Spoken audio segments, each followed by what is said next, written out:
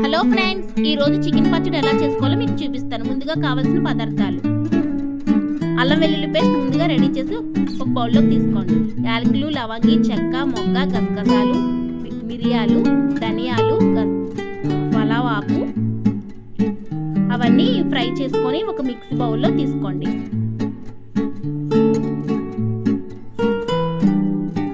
అది మెత్తగా గ్రైండ్ చేసుకోవాలి. 1 కిలో చికెన్ని కడిగి పక్కన తీసుకోండి.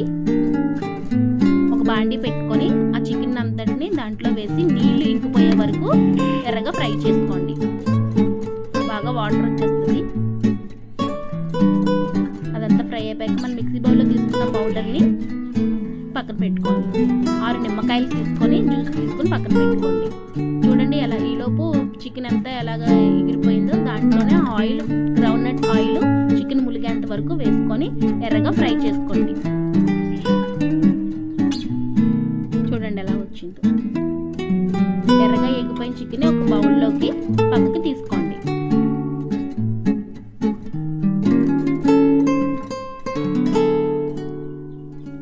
అందులోనే అల్లం వెల్లుల్లి పేస్ట్ ఎర్రగా వచ్చేంత వరకు వేపుకొని తర్వాత ముందుగా సిద్ధం చేసుకున్న మసాలా పౌడర్, క్రీమ్ మ్యాంగో మిర్చి, రెడ్ చిల్లీ పౌడర్ వేసుకొని దాన్ని బాగా కలుపుకోండి. అందులోనే చికెన్ వేసేసుకోండి. తగినంత ఉప్పు వేసుకోండి.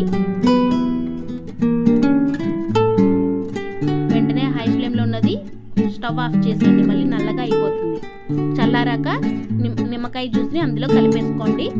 చికెన్ పచ్చడి రెడీ. అంతేనండి. మరిన్ని వీడియోస్ కోసం నా ఛానల్ని లైక్ అండ్ షేర్, సబ్స్క్రైబ్ చేసుకోండి.